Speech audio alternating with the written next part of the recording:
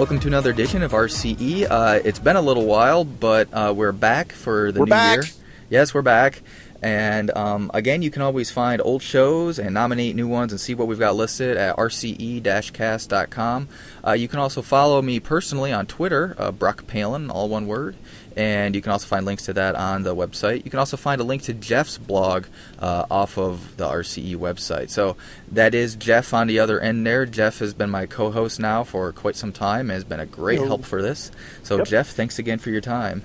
Welcome to 2012. We're, comfortably in the second month. We were taking our, January siesta. That's my story, and I'm sticking to it. Yeah, recovering from all the holidays, post-SC, all that stuff. It's a little bit caught up now, so we can get back into this. Now back into the RCE. So let me give a quick intro here to our guest today. Today we're talking to Shai Fultheim. He's the founder and CEO of ScaleMP. So Shai, could you introduce yourself? Sure. Hi, guys. So I'm Shai. I'm founder and CEO of ScaleMP. I'm doing that for the last 9 years. Prior to that, I spent a couple of years at the VC industry.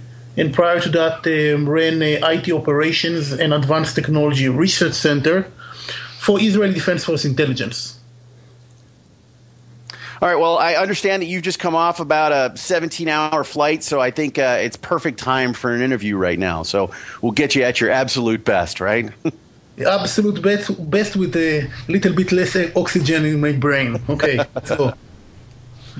Okay, well, why don't we roll right into this? Specifically, we're interested in your the product that you guys offer, ScaleMP. I've actually personally used this a little bit. Jeff, I don't know if you have, but it's an interesting thing. I get a lot of questions about it. So why don't you give us an overview? What is ScaleMP? So, in fact, ScaleMP is the name of a company. Our product is VSMP Foundation. VSMP Foundation is a virtualization software that virtualizes multiple systems into one virtual machine, providing you with access to all the resources within a single context. Not to confuse that with the virtualization such as offered by VMware and KVM and others, which take single system and slice it to multiple VMs. Our VMs provide you the aggregate resource of multiple independent servers. So I kind of sometimes refer to this as like inverse virtualization. How does this compare to other things like, Skilled, BProc, or something like MOSIX? Excellent question. In fact, these are attempts to go and address the fact that the collection of servers are hard to manage and require special programming model. Our approach to that is to hide the fact that your infrastructure has multiple servers. So we virtualize them as a single one. And now that you have a single virtual machine running across all of them, you can run a single copy of the operating system of the CD, Red Hat, or SUSE, and you can run your process there, and you can go to your process and allocate 4 terabytes of memory, if that's the aggregate RAM that you have in the underlying systems. If you use MOSIX or Skilled or BProc or you name it, you are basically getting a single address space, namespace for processes or for files, but you're not getting a single copy of the operating system. And that's what you get when you have a single VM running across multiple systems. All right, now what's the difference between doing this and, say, buying, a big iron machine? Many core machines are getting more popular these days. I think a lot of vendors offer 64 cores these days, and you can even get quite a bit of RAM. What's the difference here? What's the value proposition? I think that there are 3. First is the price. Large machines are priced what I'm calling in a reverse dog food formula. When you go and buy a dog food, if you buy 1 pound of dog food, you'll pay X. If you buy 5 pounds of dog food, you'll pay less than 5X. But when you buy big machines, you'll find out that a dual socket server costs you 5K. 4 socket servers, twice the resources, will cost you 25K. And 8 socket servers will cost you about 100K. So you double the compute and memory, but you quadruple the cost. With our technology, you just use off-the-shelf building block and build the system you want for your workload. So that's one, price. Second is performance.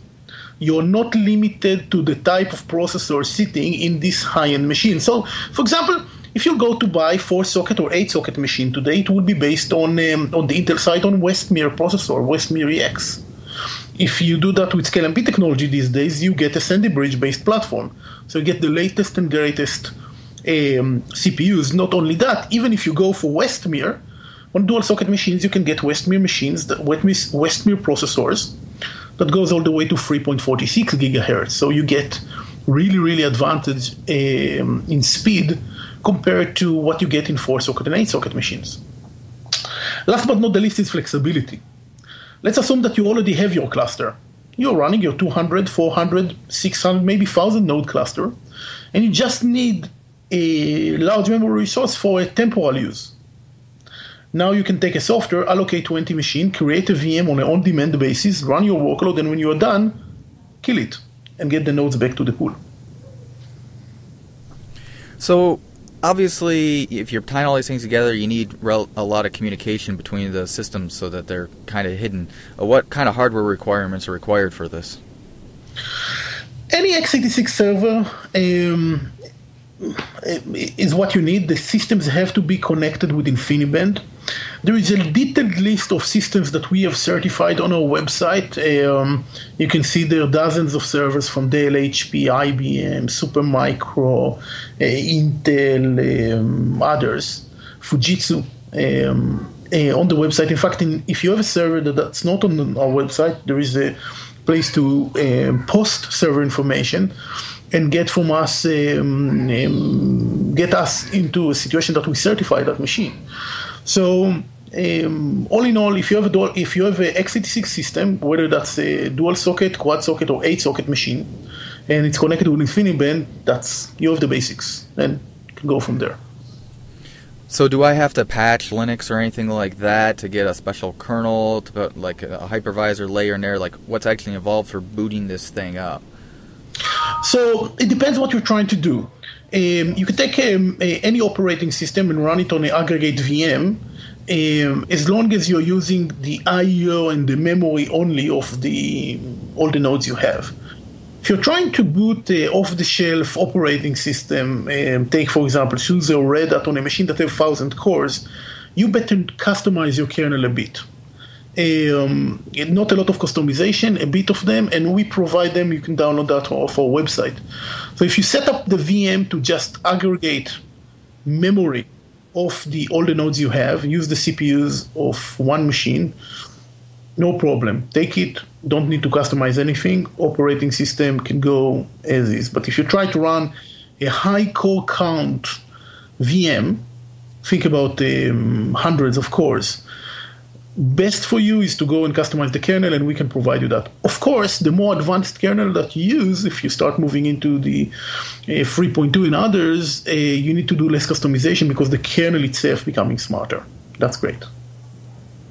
So I'm going to jump back a little bit. A minute ago, you said that you have to use InfiniBand. Let me ask you why InfiniBand? And I'm asking from a little bit of a bias. I work for a company, right, that we used to do InfiniBand, and we decided to not do InfiniBand for a variety of reasons that are not too interesting. So why did you guys choose to use InfiniBand?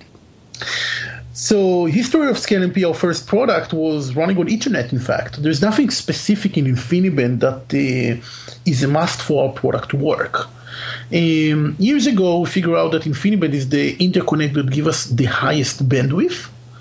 And since our product is translating, basically using algorithms, latency into bandwidth equation, okay, so we take latency-sensitive operations and we translate them to be less sensitive using a high degree of bandwidth, doing prefetch and cache of memory between boards. We needed an interconnect that will give us the highest degree of bandwidth.